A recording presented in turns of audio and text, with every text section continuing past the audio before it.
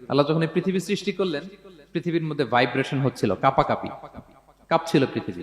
আল্লাহ পৃথিবীর কাঁপাকাঁপি বন্ধ করার জন্য এই পেরেকের মতো পাহাড়গুলোকে পৃথিবীতে ঠুকে দিলেন, কাঁপাকাঁপি বন্ধ হয়ে গেল। এই দৃশ্য দেখে ফেরেশতারা বলে, ইয়া রাব হালমিন খালকিকা আসাদ্দু আলাল জিবাল। আল্লাহ, পাহাড়ের এত শক্তি, পৃথিবী কাঁপতেছিল, পাহাড় আপনি ঠুকে দিলেন, পৃথিবীর কাঁপাকাঁপি বন্ধ হয়ে গেল। আপনার সৃষ্টির মধ্যে পাহাড়ের চেয়ে শক্তিশালী কিছু আছে? আল্লাহ বললেন আছে। সেটা কি? আল হাদিদ। আল্লাহ বললেন সেটা লোহা, কারণ লোহা দিয়ে পাহাড় কাটা যায়, ঠিক কিনা? লোহার কথা শুনে ফেরেশতারা অবাক, লোহা পাহাড়ের চেয়ে শক্তিশালী? ফেরেশতারা প্রশ্ন করলো, ইয়া রাব্বি হাল মিন খালকিকা আশাদ্দু মিনাল হাদিদ। তাহলে আপনার সৃষ্টির মধ্যে লোহার চেয়ে শক্তিশালী কিছু আছে? আল্লাহ বললেন আছে। কি সেটা? আন্নার, আগুন। কারণ আগুন লোহাকে কি করে? গলিয়ে ফেলে। ফেরেশতারা শুধু অবাকই হচ্ছে। ফেরেশতারা বলে, আগুনের চেয়ে শক্তিশালী কিছু আছে? আল্লাহ বলে আছে, আলমা, পানি। কারণ আগুনে দাউ দাউ করে জ্বলে ওঠা আগুনের মধ্যে পানি দিলে আগুন অস্তিত্ব হারায়।